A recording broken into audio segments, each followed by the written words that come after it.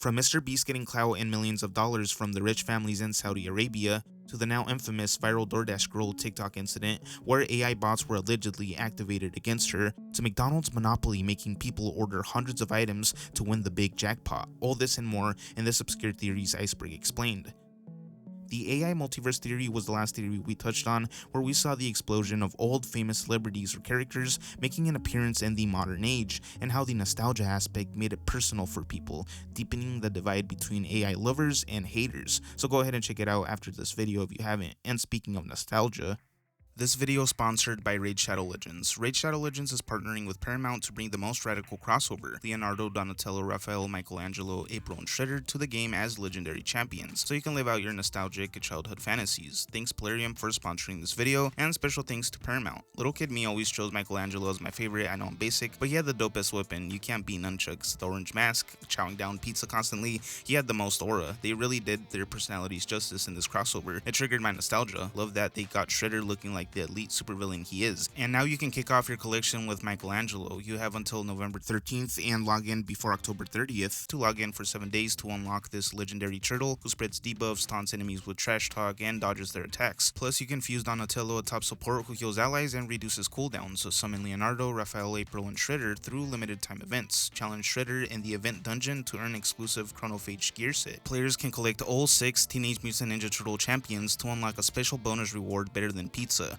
Use promo code GETALICE to unlock Alice or any of these other legendary promo codes. So go ahead and click the link in the description below or pinned comment, and thanks to Raid Shadow Legends for sponsoring this video. YouTuber ties to Saudi blood money, Mr. Beast KSI. Riyadh season is Saudi Arabia's big months-long entertainment festival in the capital, created by the General Entertainment Authority as part of Saudi Vision 2030. All this in order to up their image in the world, making them seem more friendly and welcoming, even inviting A-list celebrities to come and perform, which has caused their fans to complain and say that they can't support them if they take Saudi Arabian blood money. Others claim that the criticism is not warranted, because it's not like America has its hands clean either, and that they are being one-sided and or Islamophobic. But Bill Burr, Andrew Schulz, and Dave Chappelle aren't the only ones taking that sweet Saudi oil cash. YouTubers are also amongst the guilty. Not surprising at all, Mr. Beast is also being called out. He is said to host the games this year alongside KSI and iShowSpeed, being revealed in a high-budget promotional video posted on their channels. But why are they being so hard on them? Well, the allegations of being part of a propaganda movement to clean the reputation of Saudi Arabia has been the main cause. They are simply puppets being used to give a family-friendly feel to a country that puts people in prison for criticizing government officials. I mean, we are kind of inching close to that in America, but over there it is full-blown, with everything being swept under the rug.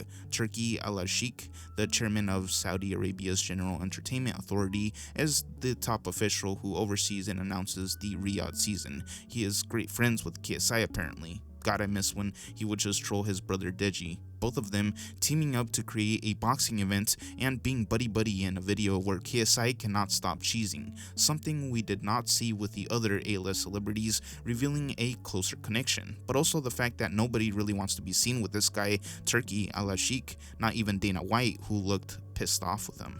Though Tom Brady seemed to not care as much. Well, it turns out that he is not only a promoter but a ruthless tyrant, with over 40 people around him reporting that he rules with an iron fist, sending people to prison over tweets that were even slightly negative about him. The Riyadh jail even has a wing in the jail named after him called the Tutu Wing, his nickname. One guy was even put in prison for replying to one of Turkey's tweets in the wrong way, simply for complaining that his team lost. The Al Hair prison is not a place that you want to vacate to, as it has been known as a place where people vanish. One dude was even called by a random number and told to go to a specific location, where he would end up being kidnapped and taken prisoner, stuffed into a van, and transported to Riyadh, where he would be confronted directly by Turkey, gangster style, about the negative comments and posts he had made against him on social media, where the man claimed that al-Sheikh was being biased. He was then slapped in the face and forced to delete all the comments and posts he made. He seems more like a pimp than anything, and that's not a compliment. And these are all testimonies from people who didn't take his hush money. Imagine all those who did or weren't as lucky. Cristiano Ronaldo is one of the marquee sport faces of Riyadh season. Practically, that means he plays centerpiece matches in Riyadh season, branded attended events with Al-Nazar, which makes sense why this awkward collab happened with Mr. Beast, when Mr. Beast is not a known football fan.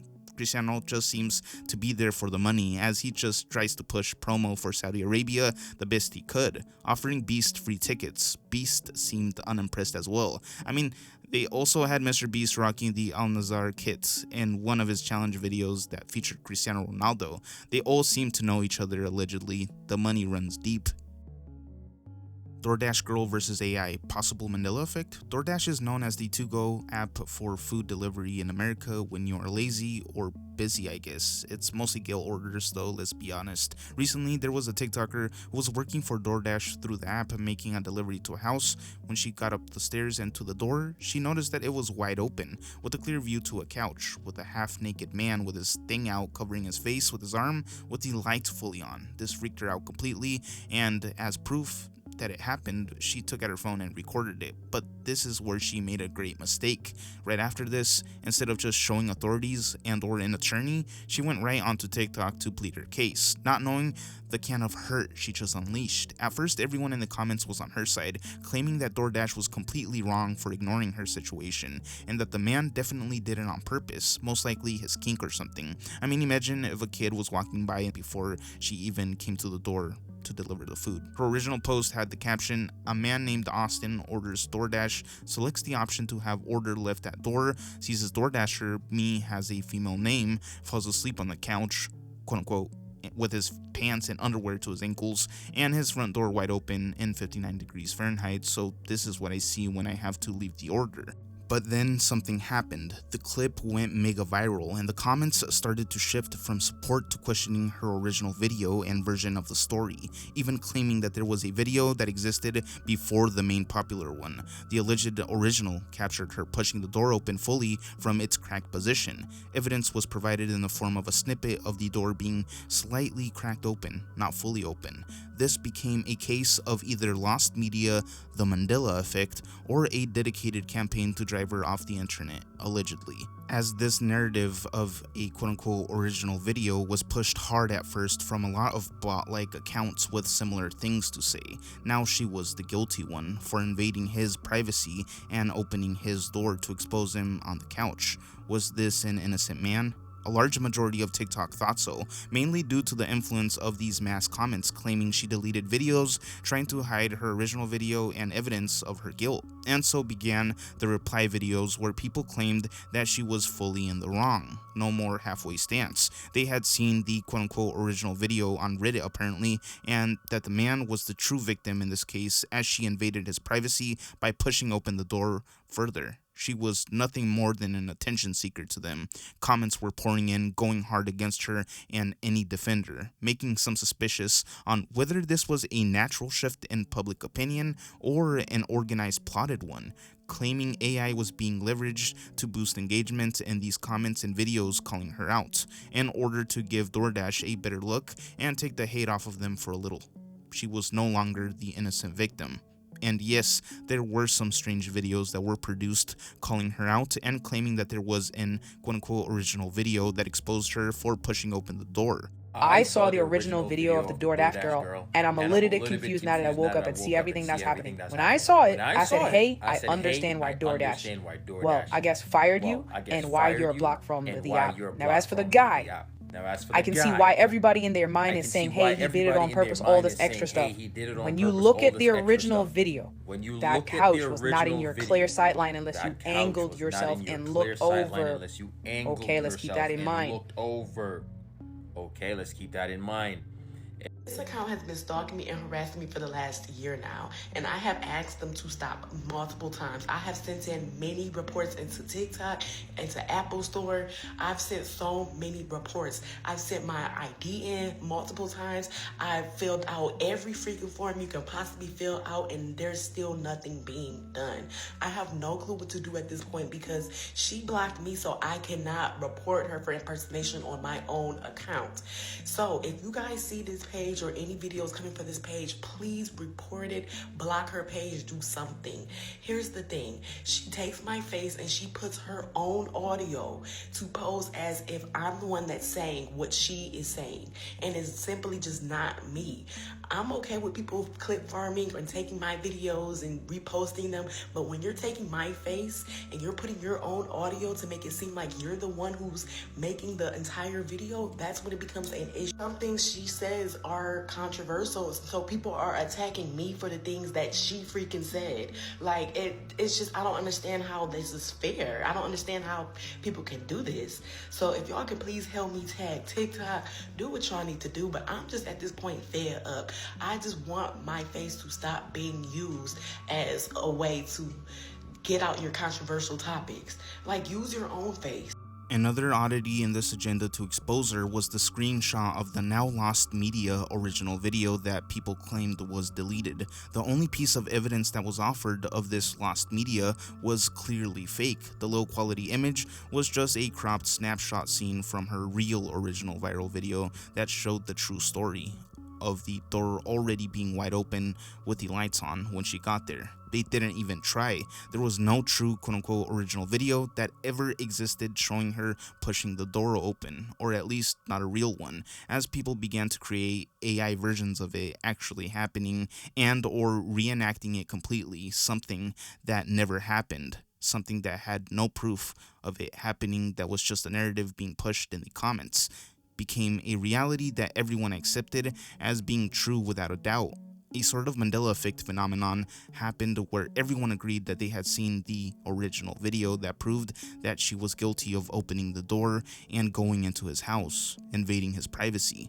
I'm no one to say this because I haven't seen it, but supposedly there was a video, the door was cracked slightly open, and apparently he had a beer in the video on the ground or something. And even if the door wasn't cracked open, the only thing she was supposed to do was leave the food at the door. She could have literally left the food and gone about with her day. Keep in mind, she recorded him naked in his own house and posted it on social media. Am I missing something? Because that makes sound sense to me. Many comments claim the same thing, but does it make it true? No. The thing that did not help her case at all, though, was then ranting about it on TikTok, because she became a meme quickly, with her image of her crying "I'm the victim" being used everywhere. Instant hit meme. It was great material for the bots apparently. Many claimed this was a smear campaign on behalf of Doordash, allegedly using bots and paid influence, because as soon as the internet was on their side, they finally released a statement saying that although they take reports like this very seriously, she should have not posted it on social media, therefore justifying deleting her account. This further pushed the narrative that she was completely in the wrong and had everybody back on Doordash's side. The 4vid Roblox allegations and going live on TikTok. You probably know who David is without seeing him. He made that one trending song Romantic Homicide, aka In the Back of My Mind You Died. Recently he has been accused of murder by the public, not by the cops yet, taking the life of 13-year-old Celeste. Junkyard workers found her in the back of his car. Pair that with all his murder-like lyrics and aesthetic, it's pretty obvious why he's being accused by the public. He is also 20 years of age, and they met allegedly when she was only 12, so there's that. When this case first blew up in the mainstream, Roblox was the first investigation scene for internet detectives, where they supposedly found his secret account, sporting his known aesthetic, and having creepy items. Amongst his belongings, they found a C-shaped necklace that many believed was linked to Celeste, the girl that he had allegedly groomed and taken the life of. The conclusion quickly became that they had met on Roblox, and this at first did not surprise anyone, as Roblox predators were known to be rampant. I mean, this is a whole category of videos on YouTube now, with famous YouTuber Gideon catching them, but it did interest them, wanting to know if he had met more victims in this game, as David was known to be really into Roblox and Discord. If you watched any Roblox predator catches, you know this pairing is not a good look. In his Discord, they found that some people had known for years about his underage girlfriend named Celeste, and that she was his secret, leading them to call out the fans for not reporting it sooner, not knowing that it was already reported to the police, but they didn't do anything, as she had ran off to Hollywood with him, according to Celeste's teacher. That's her in my classroom, in front of this poster right here. Okay, hold up, I got another one because I got a picture on TMZ of this other kid exchanging stuff with the rapper who we alleged did this stuff. Hold on a second, because he's also in my classroom. Wait, how long ago was this?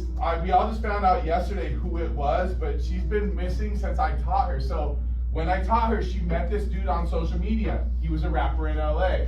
He came and got her. She ran away from home. She was gone for like a month. The cops found her in Hollywood, brought her back to our school. She came back to our school, kind of told people this story.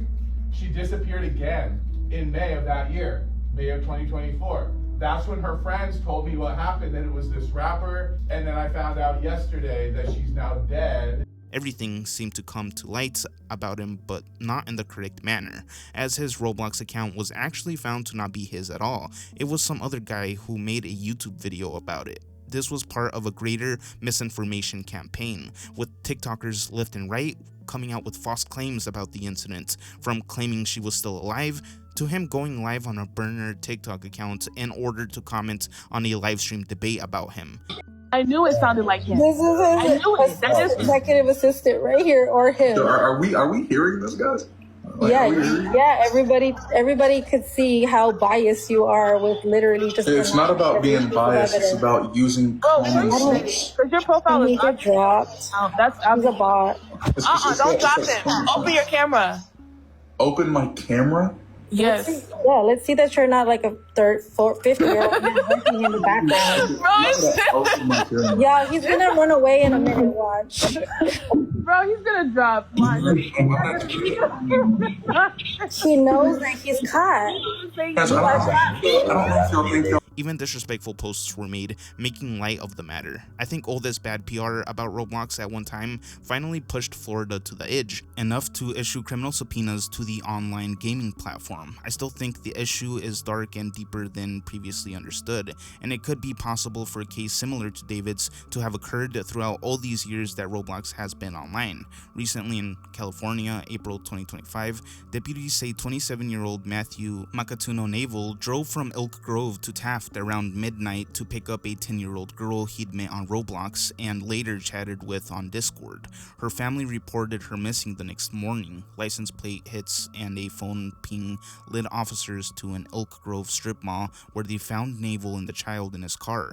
She'd even brought a pet bird. Prosecutors charged Naval with kidnapping and multiple child felonies. Court records say the two met online in March, moved to Discord, and that Naval admitted sexualized online interactions. He pleaded not guilty and was held on $1.3 million bail. In a jail interview, he claimed he thought she was older and denied sexual intent, but investigators say he acknowledged realizing she looked younger in person. The case later spurred a civil lawsuit by the family against Roblox and Discord over platform safety.